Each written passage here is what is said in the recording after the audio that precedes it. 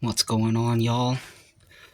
We got some coffee, we got some water, we got some rice and eggs and cabbage and asparagus, 2 eggs, and a bunch of bacons. Yum! Can't wait. Looks great, looks delicious, looks incredible. Let's eat.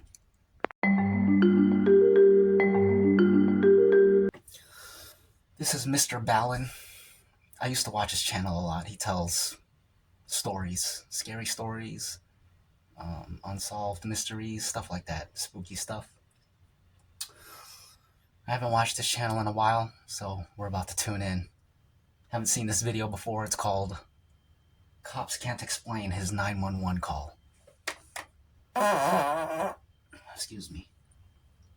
You guys got some foods ready? Some drinks? Because I do. Might as well. Let's hop right into it, see what he has to say. Today, I'm going to tell you the story of one of the most talked about mysteries on the internet. And I think part of the reason this story is so mysterious and so intriguing is because there's this really unsettling audio recording that sort of confounds the whole mystery and really forces you to take a stance about what you think really happened. And so I'm going to tell you the story, and towards the end, I'm going to play you that recording, and you can decide what you think really happened. But before we get into that story, if you're a fan of the strange, dark, and mysterious delivered in story format, then you've come to the right place, because that's all we do, and we upload 2, 3, even 4 times every week. You heard me right. We're going back to the old ways, up to 4 new uploads every week on YouTube, for real. So, if that's of interest to you, please offer to clean the dishes for the like button. But instead of cleaning them, just smash all their dishes on the ground. Also, please subscribe to our channel and turn on all notifications so you don't miss any of our weekly uploads. Okay, let's get into today's story.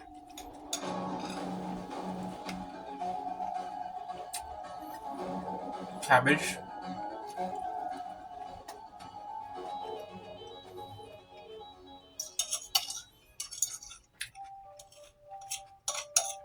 At 12:30 a.m. on August 9th, 20... By the way, I put a ton of garlic powder and a ton of crushed red pepper. And it's absolutely delicious. 13. A man named...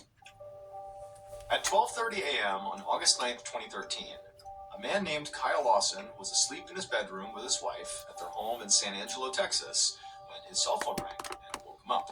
Kyle looked at the caller ID and saw that the call was coming in from his 26-year-old brother, Brandon. And so, Kyle picked it up, but before he could even say hello, his brother said he needed help. And then he launched into this big story that really sounded completely insane. He told Kyle he was currently driving north on Highway 277, I got which is goosebumps. this totally desolate 2-lane country road that runs through West Texas, and that 3 men were chasing Brandon. And on top of that, Brandon told his brother that he's trying to get away from these men, but his truck was about to run out of gas. I got What he goosebumps. wanted Kyle to do was to, right now in the middle of the night, come meet him secretly to hand off a gas tank so Brandon could officially escape these 3 men.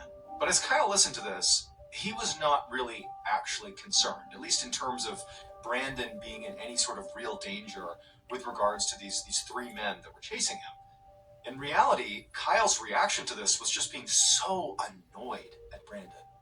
Because after hearing this story, this frantic story Brandon's telling him in the middle of the night, he was sure that really there were no 3 men.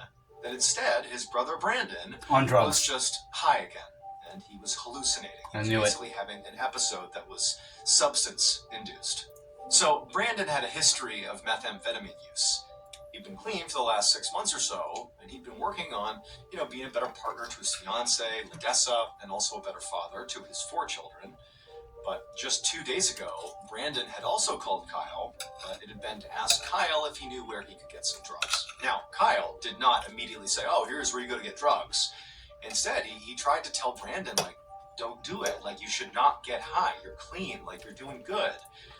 But he was pretty sure Brandon had not listened, because ever since that phone call, even though Kyle didn't give him any resources for drugs, Brandon must have gone and gotten drugs anyways, because his behavior had just been completely crazy in general. In fact, right now, Kyle knew from having spoken to his parents earlier that the whole reason Brandon was even driving on Highway 277 right now was because he got into a big fight with his fiance and was supposed to be going to his parents' house to chill out. Like, he was basically going to time out for bad behavior. That's why he was out right now. Now, Kyle knew Brandon was very likely high, and so this was not going to be a good time to reason with Brandon and tell him to, just come home or just go to your parents' house because, there's no such thing as these three men. Like, you're just high. He's not going to listen to that. So instead, Kyle just focused on trying to calm Brandon down. Because again, Kyle is not thinking Brandon is actually in danger. He's thinking this is just a hallucination. But as Kyle tried to do that, Brandon did not calm down. He got more and more anxious, and he's continuing to talk about these three men that are gaining on him. And finally, Kyle just said, "Dude, Brandon, have you relapsed? Is that what's going on here?" But as Kyle expected, Brandon swore up and down that he was not high, and he just kept on begging Kyle to come help him fast before these men caught up to him. Like, come give me the gas. This story is crazy. I mean,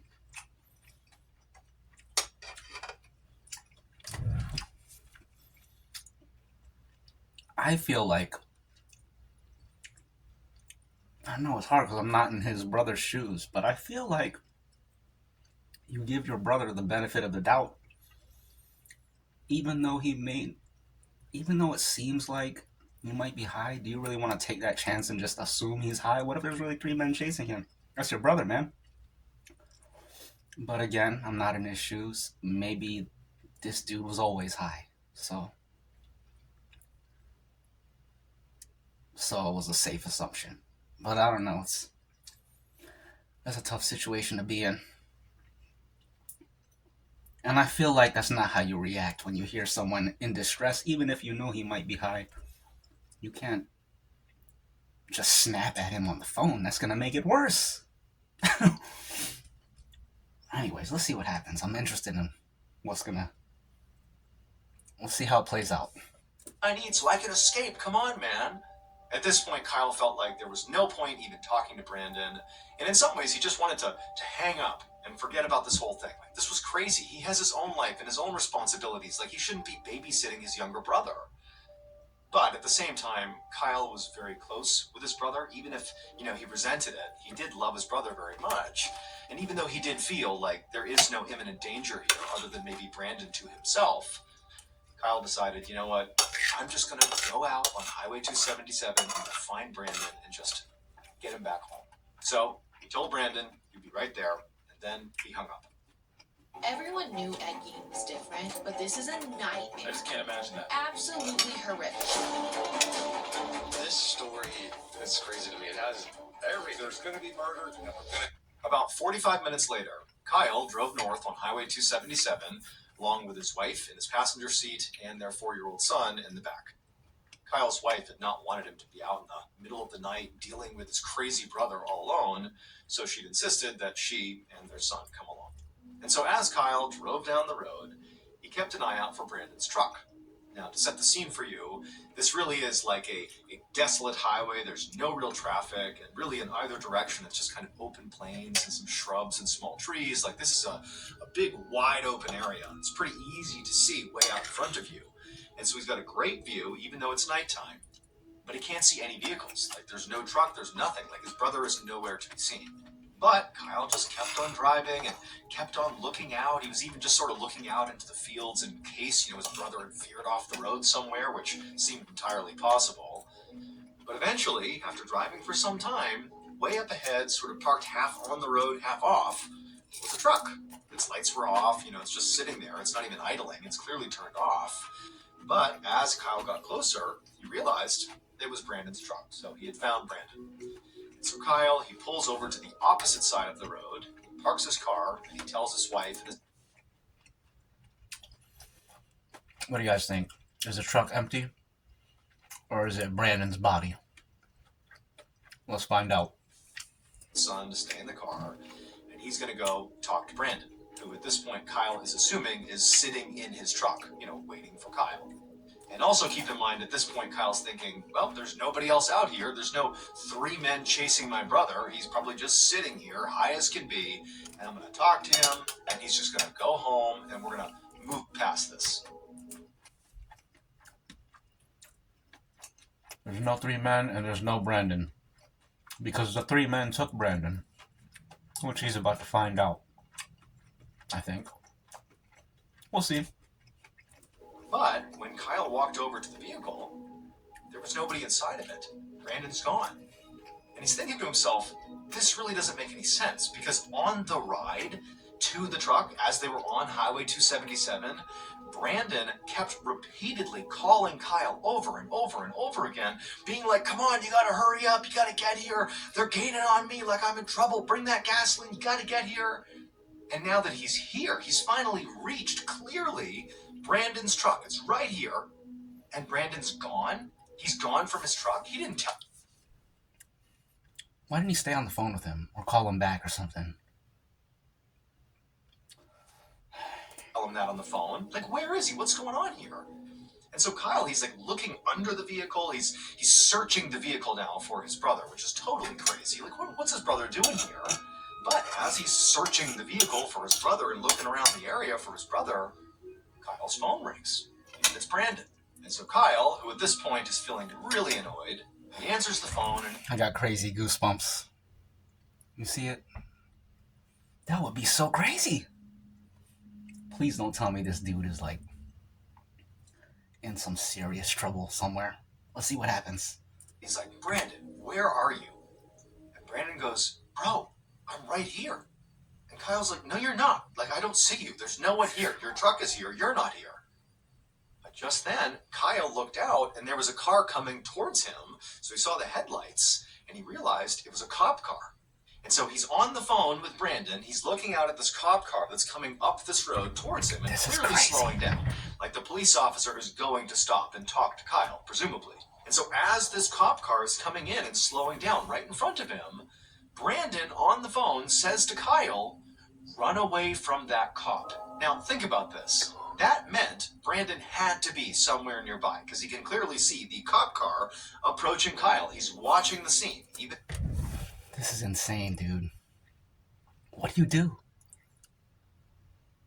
What do you do?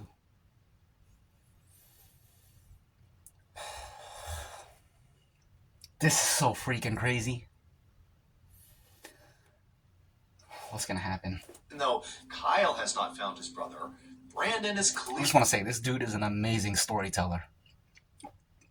clearly actually nearby. But Kyle, he's sort of quickly interpreting this, and he's thinking, like, where is Brandon? Because he's looking out, and it's just open fields in either direction on either side of this highway. It's like this barren wasteland out in the middle of Texas. Like, where is he hiding? There's nowhere to hide. There's a couple of shrubs and really small trees sort of off in the distance, but, like, there's really nowhere to hide. So where is Brandon? And Kyle, he's just feeling furious at this point. Confused, but furious. It's like, what are you doing, Brandon?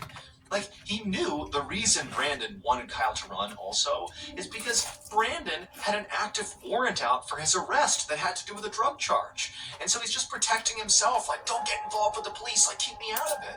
And it's like, Kyle, he's already out here in the middle of the night doing this crap for his brother who's completely off his rocker. Like, he was so annoyed. But again, it's like, what does he even do? He has no idea where Brandon is. And so Kyle, he was about to say something to Brandon to demand, where are you? Come out here. But Brandon hung up. Now, by this point, the police officer had arrived on scene. He had parked his car, and he walked over to Kyle, who now is standing right next to his brother's vehicle. He's put his phone back in his pocket. And the officer, when he got close enough, he introduced himself as Deputy Neal of the Coke County Sheriff's Department. He told Kyle that he was responding to a 911 call from a trucker about a stranded driver on the road. And so he asked Kyle if maybe that was him. Is this your truck? Are you the stranded driver? Pointing to Brandon's truck. But Kyle said no, it was not his. It belonged to his brother. But despite how much he really wished he could say the truth, he wanted to protect his brother. So he couldn't tell the deputy that, well, the reason my brother left his car here is because he's probably high on meth. and he's somewhere nearby hiding, and also he has a warrant out for his arrest. So instead, Kyle said, well, I think he went off to get some gas. It's a he tough called me and situation. said he'd run out of gas, so he parked his car here. So he probably has walked on, and I just got here. Is it okay with you if I get back in the car with my wife and son and just drive up and down the road here to find Brandon? Because I'm sure he's fine, but he called me to help get him gas. So do you mind if I do that? And surprisingly, the deputy was like, yeah, that's fine. Go ahead. And so Kyle, he got right back into his car with his wife and his son, and he did fire up his car, and he drove farther down the highway. And as he did, he kept looking over his shoulder to see what the cop was going to do. And the cop was just still parked next to Brandon's car. And eventually, when Kyle drove far enough that he knew the cop couldn't see him anymore, he pulled over to the side of the road, and he began really angrily calling his brother over and over and over again to get him back on the phone. But Brandon never answered the calls. And so at this point, Kyle has no idea what's going on with Brandon. I mean, he didn't before, but now especially, he's out of contact with his brother. And so Kyle and his family would sit there for a little bit longer, like continuing to try to get in touch with Brandon, but to no end. And eventually, Kyle's 4-year-old son began crying and complaining because it's so late and he's tired. And Kyle's wife is tired. It's 2 in the morning. And Kyle, he's just so over it. He's like, you know what? Brandon is an adult. I tried to come out here and get him out of this mess. But if he doesn't want to be in touch with me and he wants to hide off the side of the highway, that's on him. I'm taking my family and I'm going home. And so that's what he did. He turned around. Excuse me. He drove right back the way he came, and he actually passed by his brother's truck that was still there, so Brandon clearly is still in hiding. And standing next to his brother's truck is still Deputy Neal. He presumably was waiting for Brandon to show back up. He drove right past them, went back to his home, and they went to bed. And he figured, you know what, tomorrow I will likely hear from Brandon, and he'll tell me some crazy story explaining what really happened. Please don't tell me the police officer killed him. Or the police officer found his body. Or he was never seen again. I got goosebumps. We'll see what happens. But you know what? Whatever. That's on him.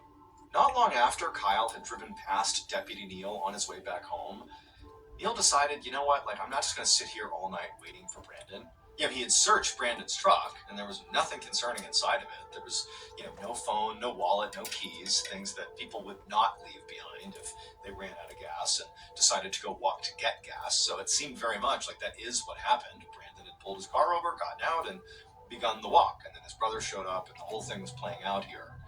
And so Neal figured, okay, well, I have other calls to go to. It doesn't seem like this is a huge emergency.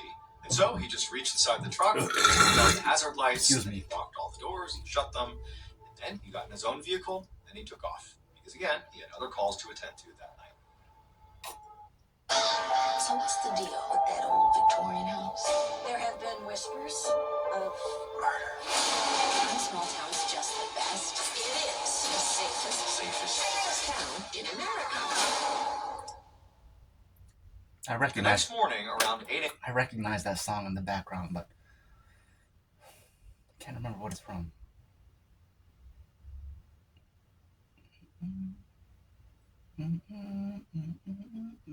Oh, I know what that's from. That's oh, never mind. Neither here nor there. Deputy Neal was back out on Highway 277 just to make sure Brandon had eventually come back and claimed his truck. But no, the truck was hazards on.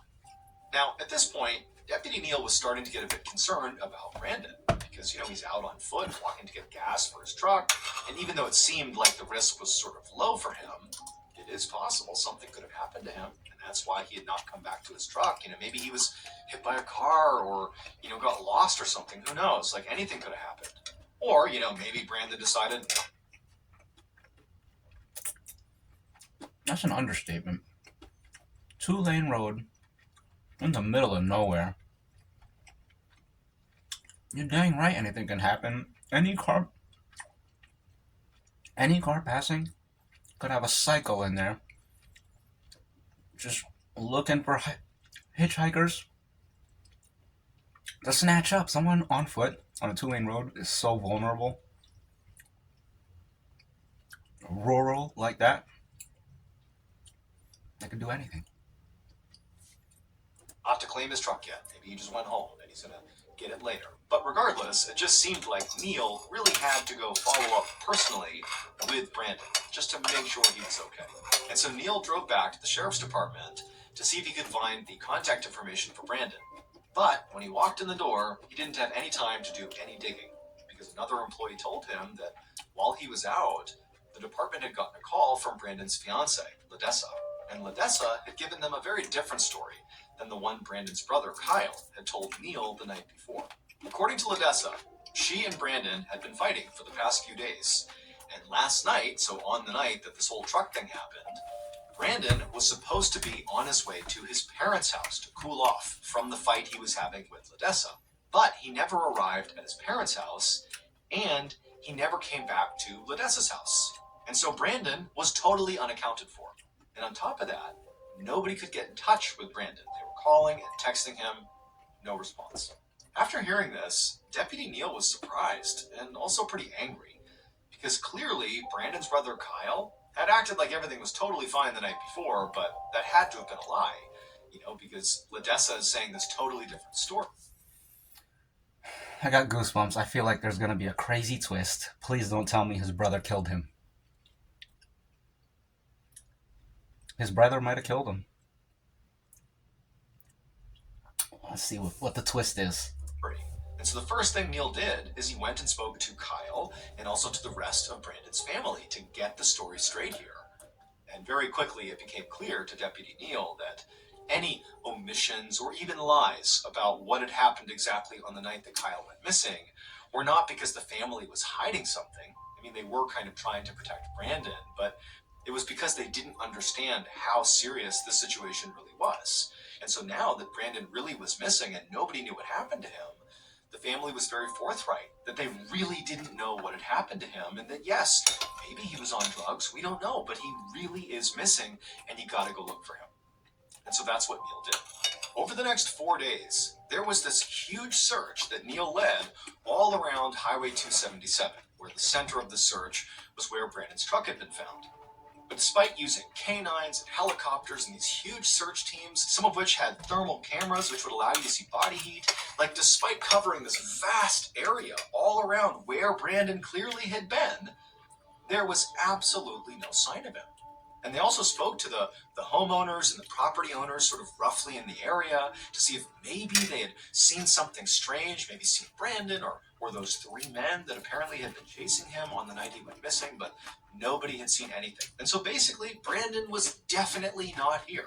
And there was no sign he had been here other than his truck. That was it. And so Deputy Neil and the rest of the authorities who were involved in the search ultimately came to the conclusion that based on the fact that Brandon had clearly been fighting with his fiancée, that he had an active warrant out for his arrest, and that he had not been seen in days, and there was no sign of him anywhere, nothing, that what must have happened here is Brandon fled. That he's not here because he chose not to be here. That he was never in any danger. He fled the area, and looking here is going to do nothing. We basically have to wait for Brandon to show up at some point. And so for the most part, this seemed like a pretty open and shut case. No way. Brandon's fiancée, Ledessa, came into the station in person with a bombshell. On August 13th, 2013, so 4 days after Brandon went missing, this is right around the time the search has been called off, the officer on duty at the Coke County Sheriff's Department sat across from Ledessa. And Ledessa looked extremely upset. And she said that she'd gotten so worried about Brandon that she'd started searching through their cell phone records. And she'd found something really concerning. She pulled out a piece of paper and she handed it to the officer, and she pointed at a specific section. And this officer, he realized quickly that this was a printed out copy of Brandon's call logs. And what Ledessa was pointing to was a call that Brandon had made at 12:50 a.m. on the night he disappeared. In between a flurry of calls to Kyle and also to Kyle's wife, Brandon had also placed a call to 911. Ledessa told the officer, I got goosebumps. Neil killed him. Deputy Neil. He was telling the truth the whole time when he said, stay away from that cop car. Dude. This is crazy. And that's why they never found the body, because Deputy Neal was the killer. And he knew exactly how the search would play out. He knew where to look and where not to look. This is a crazy story, man. Sir, that the fact that Brandon himself had called 911 actually terrified her.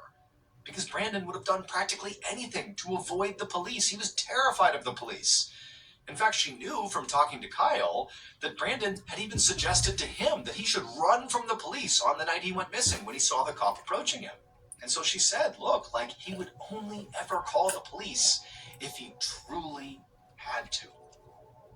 But she's like, why then, after calling the police, did he presumably run away? It just doesn't make any sense. And all of this came as a total surprise to this officer and to the sheriff's department. Because until this moment, the belief had been that a trucker had called 911 about a stranded driver. And that was how Deputy Neal got involved, and really this whole thing started. But nobody knew there had also been this other 911 call from Brandon himself.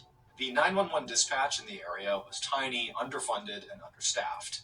And at some point, someone must have just dropped the ball when it came to informing the sheriff's department about Brandon's 911 call, because they really didn't know about it. But now that they did, they needed to hear that call for themselves. The sheriff's department would contact... This is infuriating. He called the police for help, and they screwed up. That's unacceptable. That 911 dispatch, and they would send them an audio recording of Brandon's call. When they listened to it, they were shocked. Because, one, Brandon 100% sounded like he was in imminent danger. This was not like a low-stakes call from a stranded driver. This was someone who thought they were in real peril here. And then, two, if you listen closely, you can hear the sound of somebody else's voice in the background on Brandon's side of the call shortly before it cuts out. No emergency. Everyone knew Eddie was different, but this is a nightmare. I just can't imagine that. Absolutely horrific. Yes, I'm in the middle of the field. It's like we're just pushing guys over. Right here going towards Javelin on both sides. Not trying to run out of gas. There's one part here. You got to take it to the woods. 3 Okay, now run that by me. When I talked to him, I actually ran into him. Ah, you ran into him. Okay. That's the first guy. Do you need an ambulance?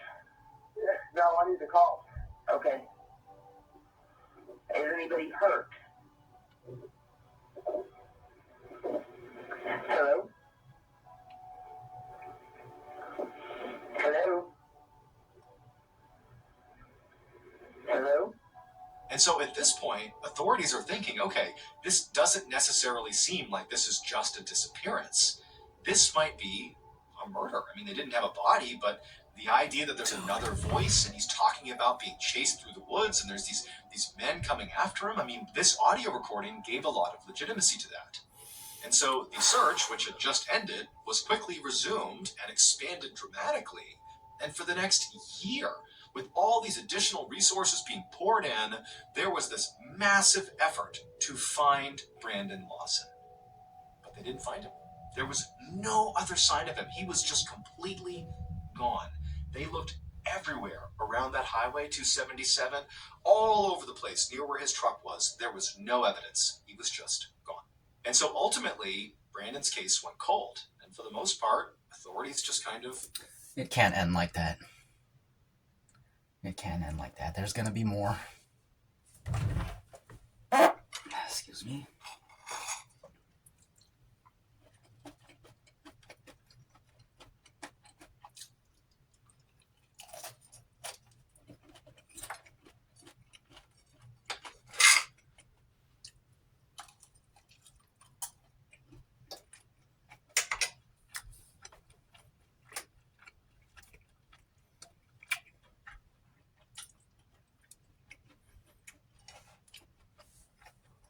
moved on.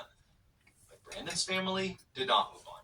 His fiancée, Ladessa, would go on to hire 2 private detectives, and they would both conduct these big searches multiple times over around the area where Brandon left his truck and also across the state.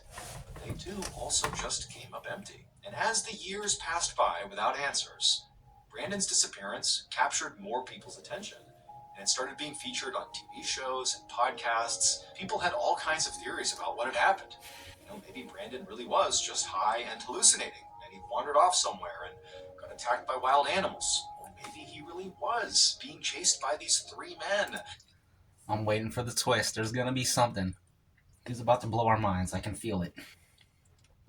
I'm hoping. It can't just end like this. Pretty anticlimactic. I want to know what happened. Excuse me.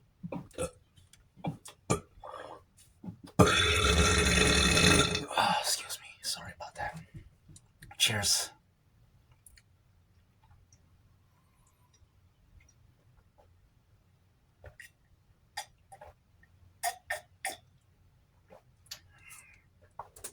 They kidnapped or killed him, and maybe that voice you hear on the recording was one of those three men. Or maybe he really had just fled the area on purpose, like the sheriff's department originally thought. Nobody really knew.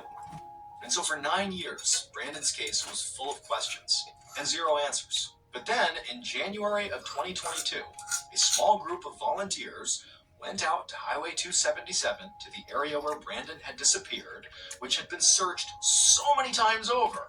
They, this small group of volunteers, would make the biggest breakthrough in Brandon's case in nearly a decade. Here we go.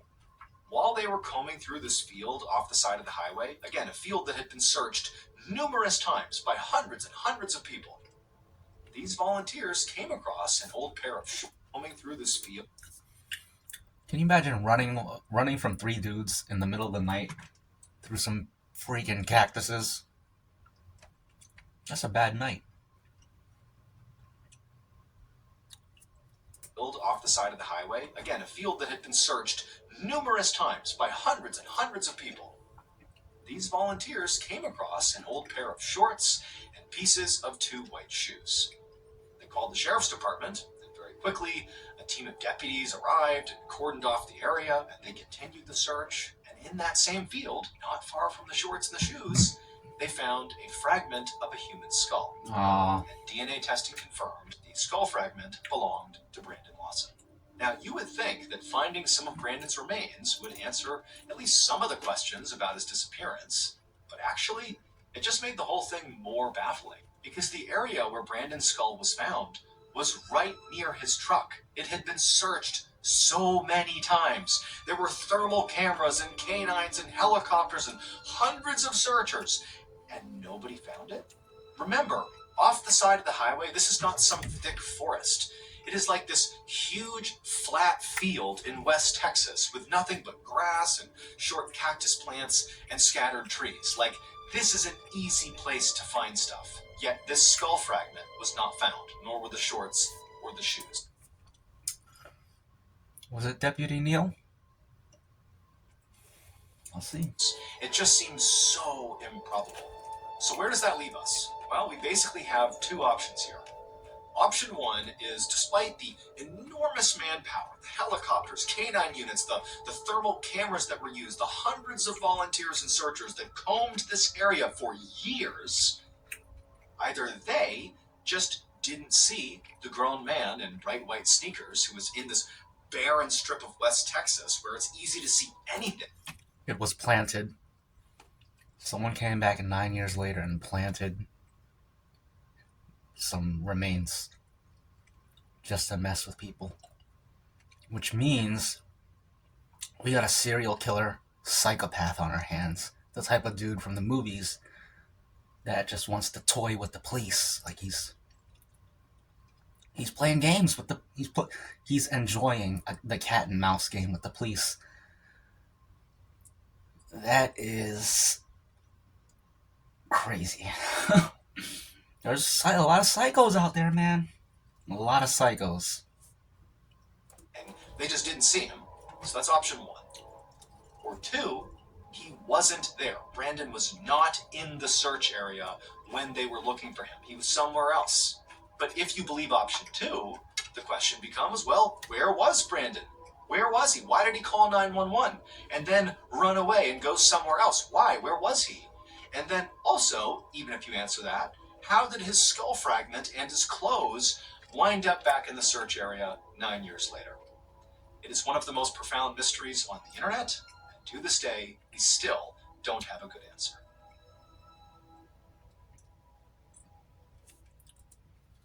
I think it's what I said. You got a serial killer out there, a psycho. He does this. He kills people, and he waits for it to show up on the news. And when the story gets big, he gets off on that. And when Brandon's story blew up, he was like, oh. And he knew that, like, this was a thing that people do, organizing their own volunteer search parties. And he planted the stuff there to mess with them. This is some crazy stuff, man. I think it's over.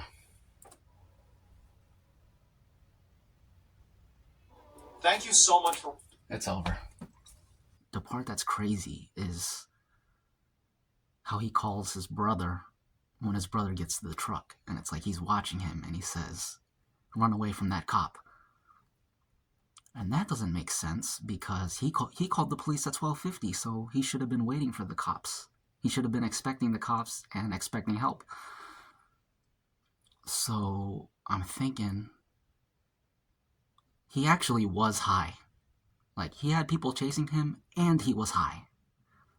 So when the police came, he was in his high delusions, and he just thought the police was more people chasing him. And the police were there to help him. So I think that's what happened there. But here's the crazy thing. So he was still killed, right? And when his brother pulled over with his family, he didn't see anyone, which means that the people who killed him, they were hiding too.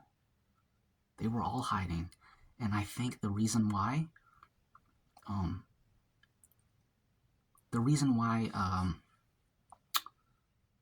Brandon didn't reveal himself immediately to his brother was because he saw that his brother brought his family. He had his wife and kid in the car, and he knew that the three dudes were hiding also. And he's like, if I show my position and like go to my brother, then, you know, you got three dudes, me and my brother, wife and kid in the car. I don't want to endanger my brother and my brother's family, so I'm just going to hide and hope that they stay hidden too.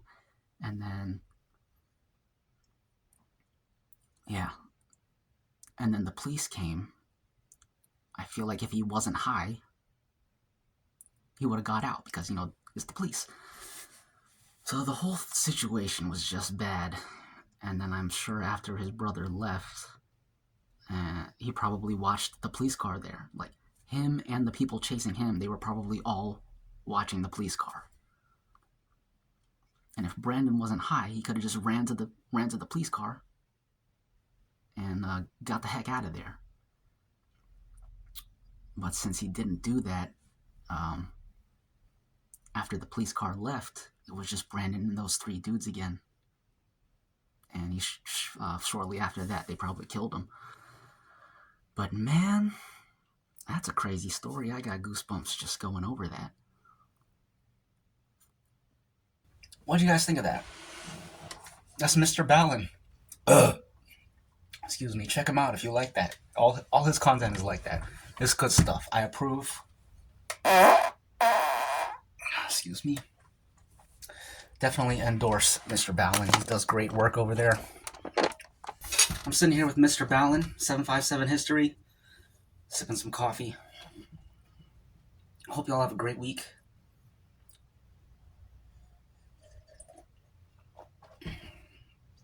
And I hope y'all have a great night, great day, great night, whatever it is where you are. I hope it's great.